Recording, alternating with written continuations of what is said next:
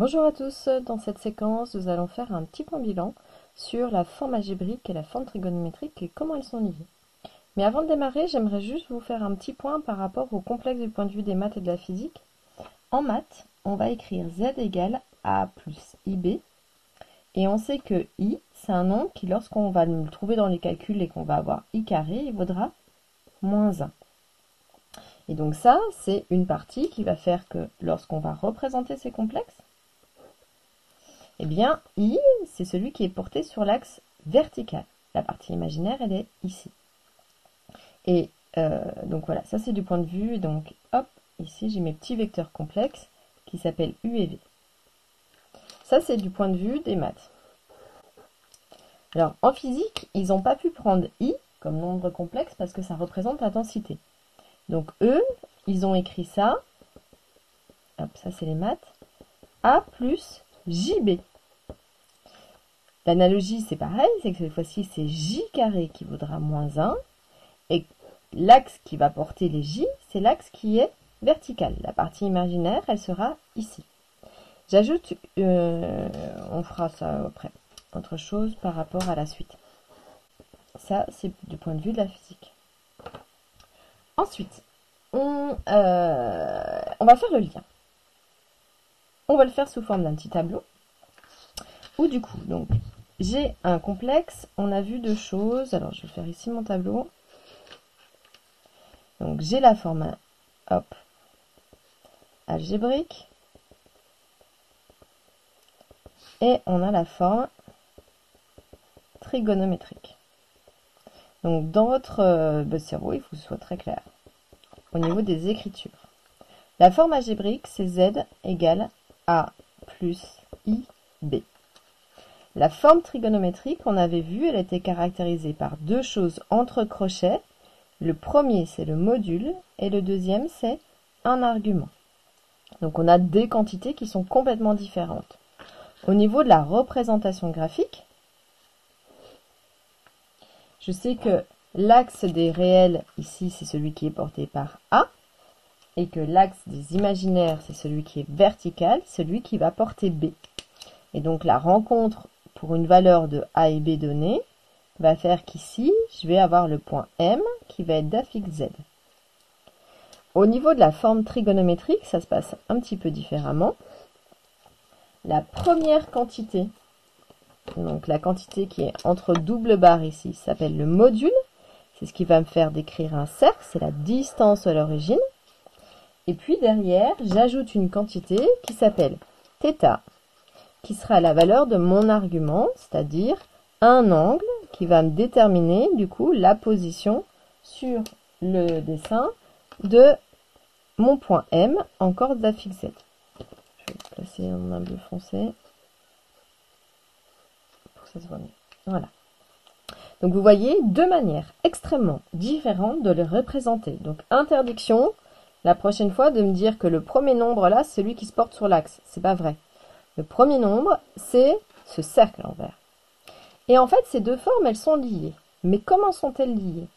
Donc aujourd'hui, vous savez passer dans le sens là. C'est tous les calculs qu'on a appris jusqu'ici, qui est que on donne la valeur de A et B. Donc c'est là, vous les connaissez d'après l'énoncé. Et pour trouver la forme trigonométrique, on sait qu'on doit calculer deux choses, qui est première formule, la formule du module qui vaut racine carrée de a carré plus b carré. Et deuxième chose, pour trouver θ, vous savez qu'on doit résoudre le système cosinus θ qui vaut a sur le module et sinus θ qui vaut b sur le module. Et qu'en résolvant ça, j'obtiens θ qui appartient à l'intervalle moins pi en utilisant la représentation de son petit cercle trigonométrique. Donc ça, c'est la première chose que vous savez faire, c'est ce qu'on a appris jusqu'ici en fait. Donc ça, c'est vital, c'est à connaître absolument par cœur pour du coup pouvoir s'en sortir. Parce que du coup, hop, c'est ce sens-là qui m'intéresse. Maintenant, vous me voyez devenir, c'est que maintenant, j'aimerais qu'on fasse la passerelle. Comment fait-on pour passer de la forme trigonométrique à la forme algébrique? C'est-à-dire que je vous donne le module et θ, ce sont deux choses qui sont données. Comment on va basculer dans l'autre sens? Eh bien, dans l'autre sens, il va falloir trouver la valeur de A et trouver la valeur de B qui correspondrait. Je vous fais le petit calcul à droite. Pour s'en sortir, en fait, on va utiliser ça dans un autre sens.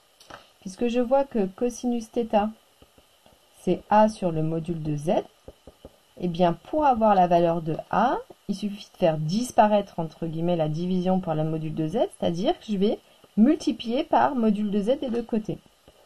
Donc A, ça va être module de Z fois cosinus θ.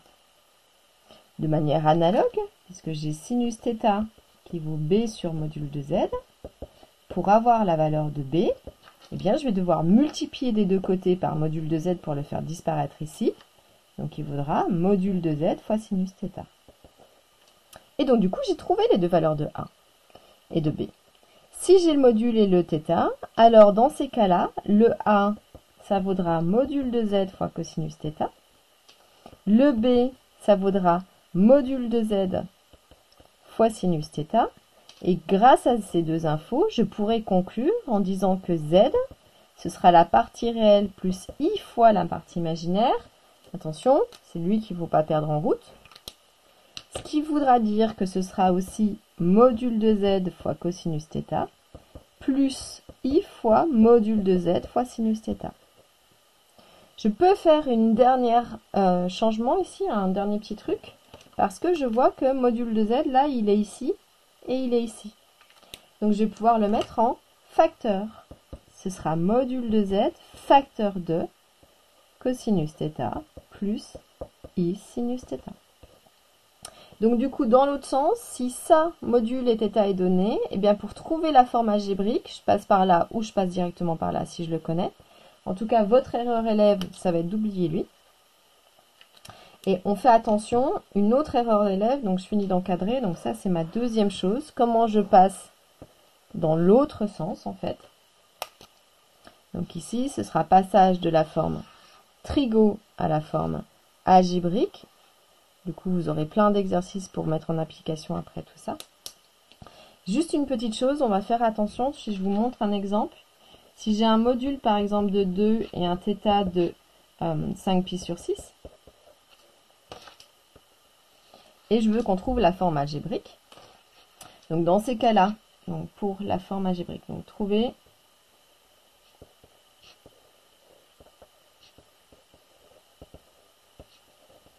la forme algébrique. Donc à ce moment-là, Z il vaudra quoi? Donc je recopie directement. Module de Z fois cosinus de θ plus I module de Z fois sinus de θ.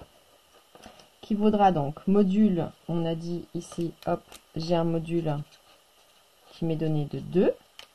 Donc ça va faire 2 fois, parce que c'est des fois qui rentrent. Cosinus de quoi? Eh bien, mon angle qui m'est donné, c'est 5π sur 6, qui doit être ici et ici. Plus I fois 2 fois sinus de 5π sur 6.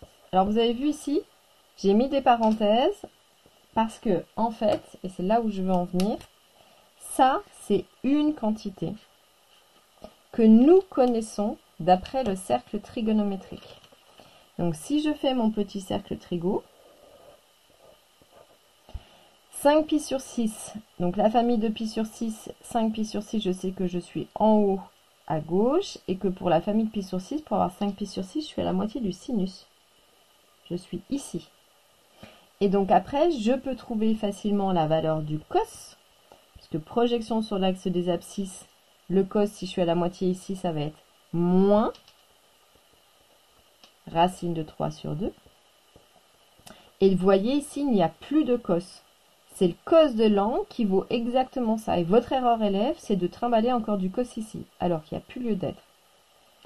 Plus 2i fois, puisque c'est une multiplication, je peux l'écrire dans l'ordre que je veux, la valeur du sinus projection sur l'axe vertical qui vaut 1/2. Je termine, je simplifie. Et bien, comme j'ai des multiplications dans ce bloc-là, je peux simplifier le 2. J'ai une multiplication dans ce bloc-là, je peux simplifier le 2 et le 2. Et il va me rester moins racine de 3 plus i. Donc voici la forme algébrique, en fait, du complexe qui avait un module de 2 et un angle de 5π sur 6.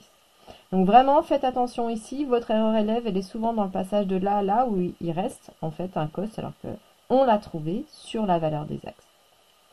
Donc voici tout ce qu'il y a à savoir sur la nouvelle partie de cours en lien avec le passage de la forme algébrique à la forme trigonométrique. Maintenant, vous avez plein d'exercices pour pouvoir vous entraîner. J'espère que cette vidéo vous aura aidé. Pensez à la liker, à la partager sur les réseaux préférés et à vous abonner à la chaîne. Je vous souhaite une bonne journée, je vous dis à bientôt.